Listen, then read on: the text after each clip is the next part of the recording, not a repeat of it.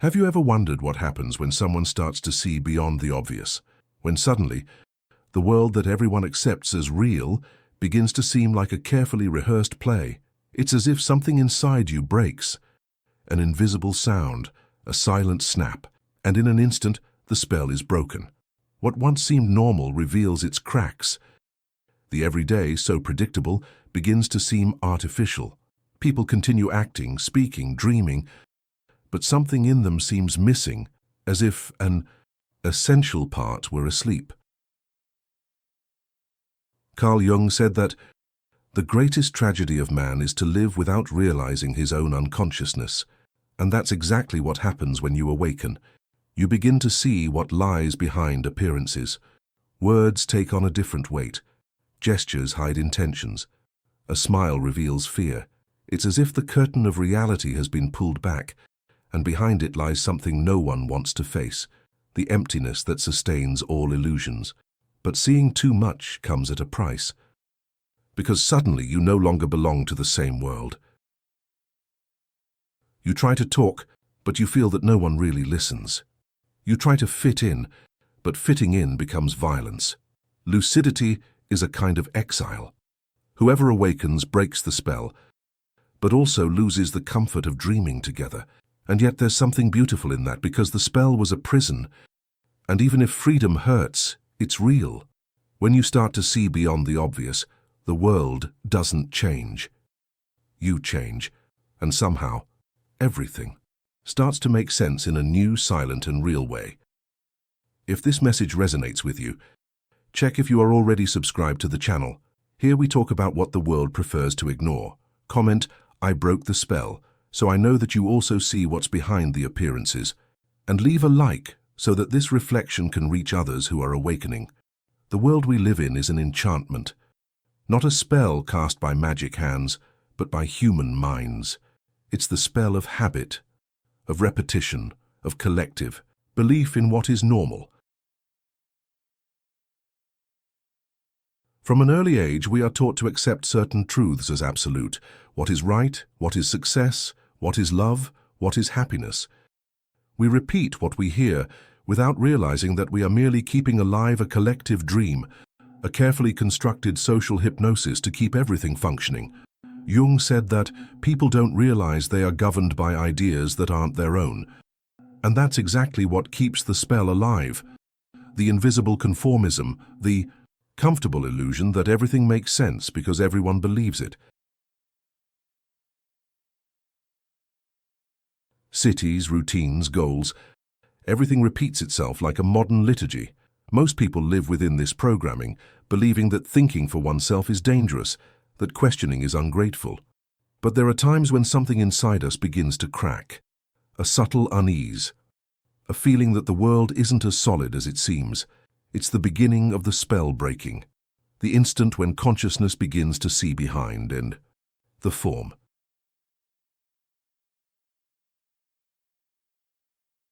You realize that much of what you called reality was just a collective agreement about what is acceptable, and when that agreement falls apart, the enchantment begins to lose its power. Awakening is the breaking of this silent pact. And the most curious thing is that it doesn't destroy the world, it only reveals its symbolic nature. What was once routine becomes ritual. What was once boredom becomes a message. Everything gains a new brilliance, because you begin to see the invisible, dancing behind the visible. The world then ceases to be a prison and becomes a mirror, reflecting back what you carry within. The enchantment wasn't out there, it was within you, and true awakening is realizing this. The spell only works as long as you believe in it. The veil doesn't fall all at once. It dissipates gradually, like a mist dispersing under the sun. At first, it's almost imperceptible. A discomfort, a feeling that something is out of place. You begin to notice small details. The falseness disguised as kindness, the fear hidden in decisions that seemed rational, the sadness in the eyes of those who pretend to be happy. They are subtle signs but impossible to ignore.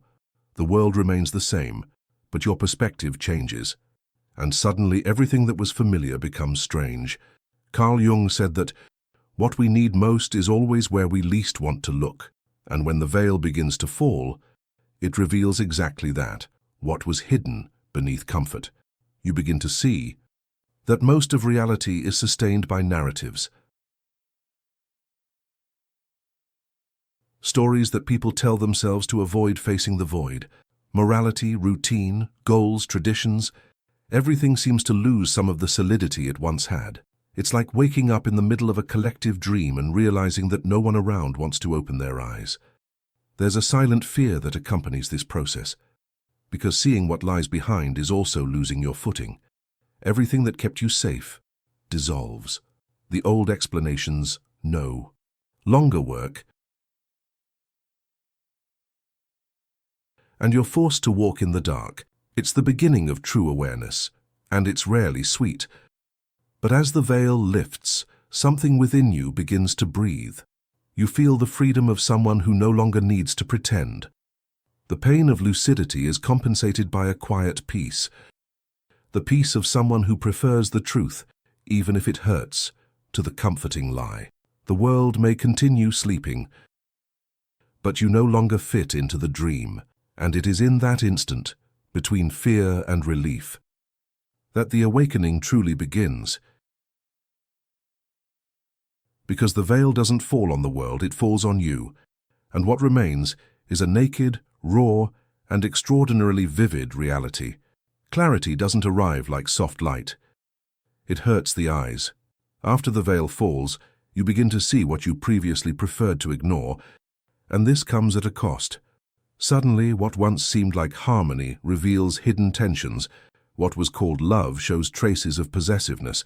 What seemed like order reveals itself to be mere control. Lucidity is a relentless mirror. It reflects everything, even what you wouldn't want to see. And that's why so many flee from it. Seeing too much is a kind of exile. Carl Jung said that people will do anything to avoid facing their own soul. And it's true. Because seeing beyond the obvious means realizing that the world is driven by contradictions, by wounds disguised as virtue, by desires hidden beneath morality. When you begin to notice this, you also realize how much of yourself was involved in this same game. Awakening is never just about what's outside. It's about recognizing how much of the spell lived within you. Clarity at first is uncomfortable because it dissolves certainties. You stop having ready-made answers, you lose the comfort of ignorance, and you begin to live in a state of constant questioning. But it is in this unstable terrain that true growth happens.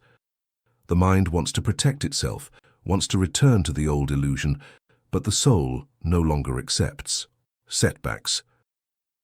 The world doesn't change. What changes is how you see it. And this new perspective is both a blessing and a burden. You feel more, perceive more, understand more. Sensitivity expands, and with it, so does pain. But along with it comes something silent and profound, a form of love born from understanding. Clarity is uncomfortable, but it's the beginning of true freedom, because seeing reality, even if it hurts, is the first step to truly living. If you feel this way, if the excessive lucidity has already left you tired, but you still don't want to go back to sleep, comment, I see beyond. I want to know how many people still have the courage to see what the world insists on not seeing. Clarity comes at a price, and it's high. Those who awaken pay with their innocence, their lightness, and sometimes their own peace. At first you believe that seeing the truth will bring relief, but the truth rarely brings comfort. It is dense, naked, demanding. It shows what lies behind. Intentions. What is hidden in gestures? What exists beneath beautiful words? To see is to lose the sweetness of illusions. It is to understand that much of what we call love is fear of being alone, that what we call happiness is merely distraction, and that what we call order is often just fear of chaos. Jung said that enlightenment is the shadow fully recognized. And when you begin to recognize the shadows, not just the world's but your own, you realize how painful it is to be awake. Lucidity is a bittersweet blessing. It liberates, but it also separates. The gaze that sees too much carries a silence that few understand. You try to get closer to people. You try to keep playing the same game, but there's something in you that you can no longer believe in. Over time, you learn that lucidity isn't about eliminating pain, but about giving it meaning. You stop running from your shadows and begin to engage in dialogue with them. You understand that consciousness doesn't erase suffering, but transforms it into understanding. And that understanding is what makes you whole. The price of lucidity is high because it forces you to mature. It demands that you live without anesthesia, without excuses, without illusions. But it is this same price that gives you access to a freedom that almost no one knows.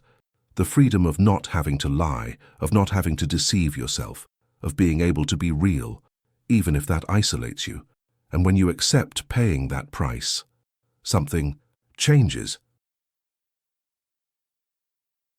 Loneliness becomes a place of strength, and pain transforms into wisdom. Because in the end, seeing too much isn't a curse. It's a calling.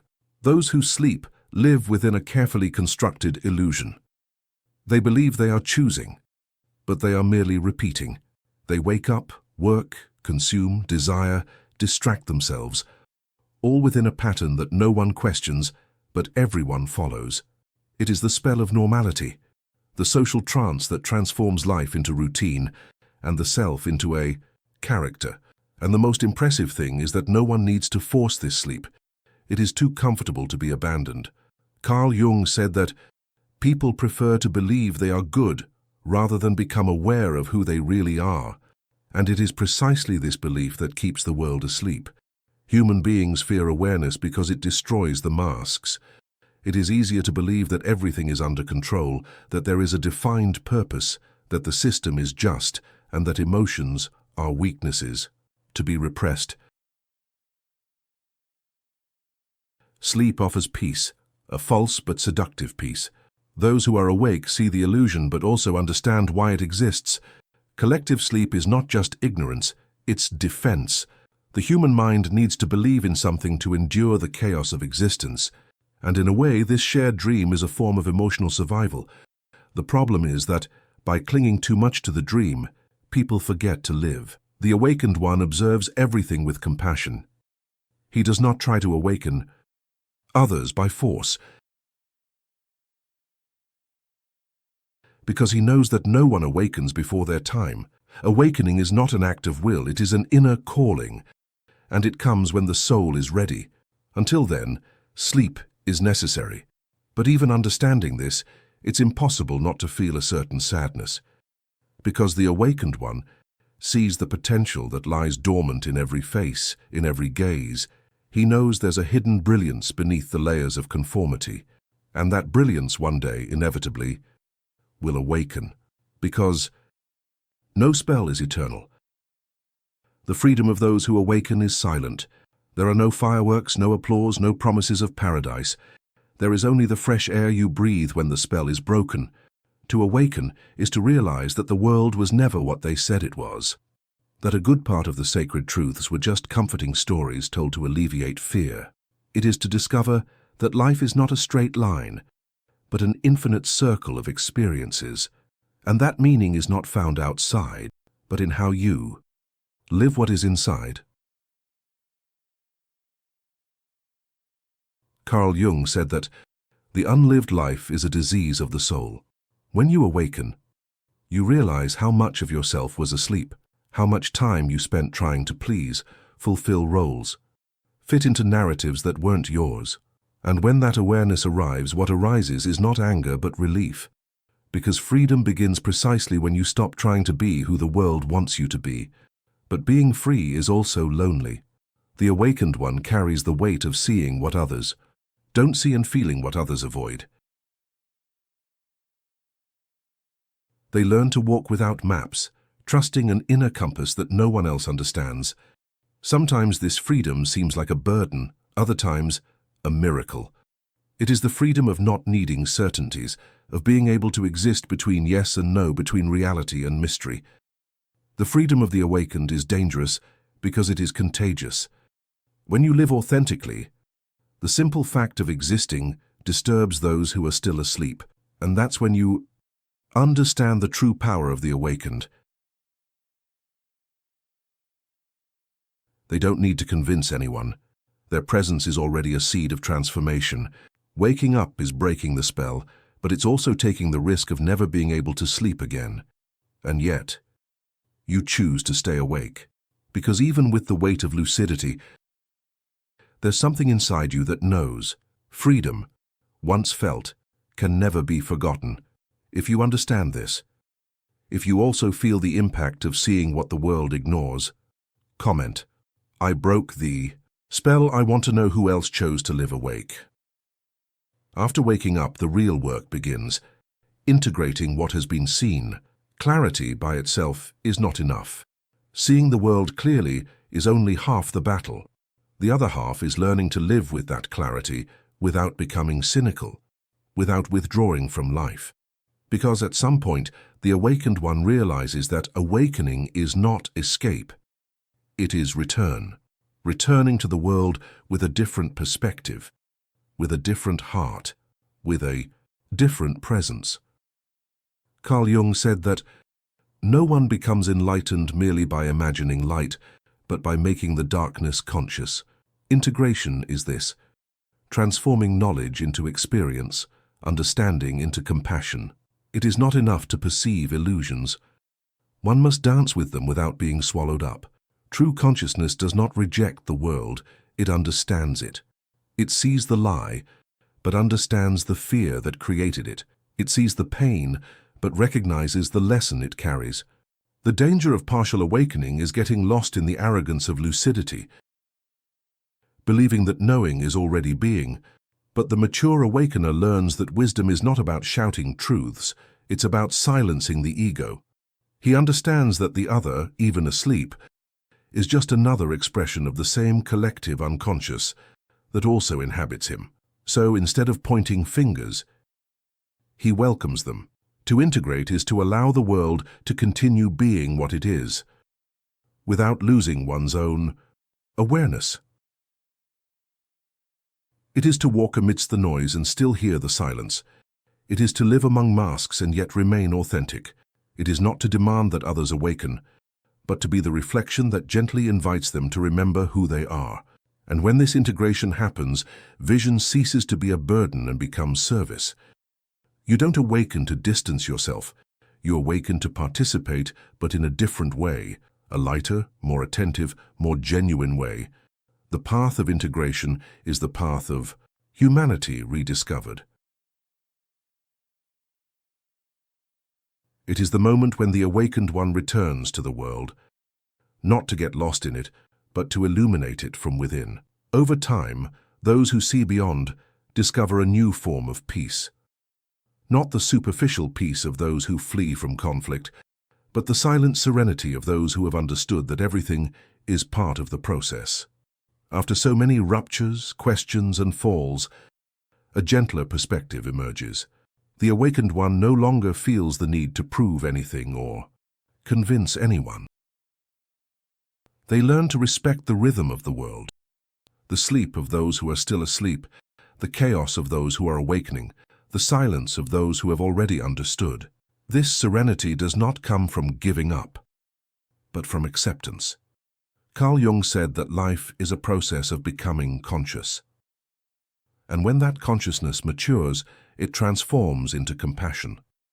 The awakened one realizes that no one is truly lost, simply living through the stage of the journey they need to live.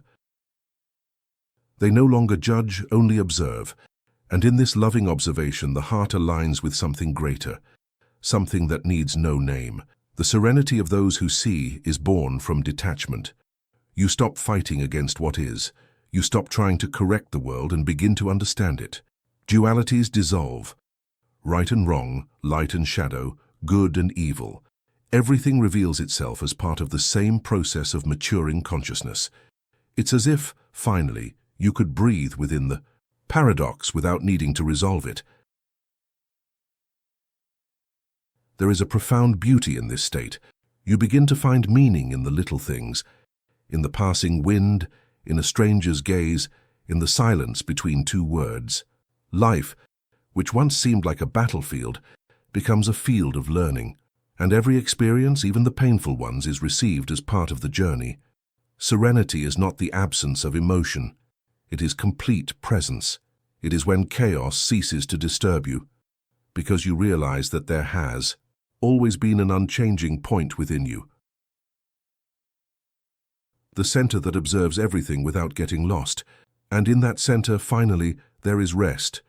After all that has been seen, felt, and understood, the awakened one returns to the world, but he is no longer the same, and the world does not seem the same either. What was once noise now sounds like music. What was once chaos now seems like rhythm. Consciousness transforms the way we see things. Life goes on, with its ordinary days, with its repetitions. But within the awakened one, something remains awake, a silent point that observes without getting lost. This is the true return.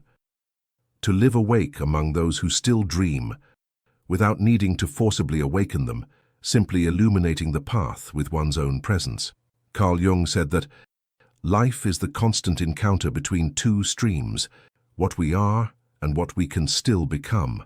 The awakened one lives precisely in this interval. He does not reject the world, but neither does he allow himself to be imprisoned by it. He sees the theater, but participates in the play consciously. He knows that illusion is part of the game, and that wisdom lies in playing without identifying with it. The return to waking reality is the moment when the spell is completely broken.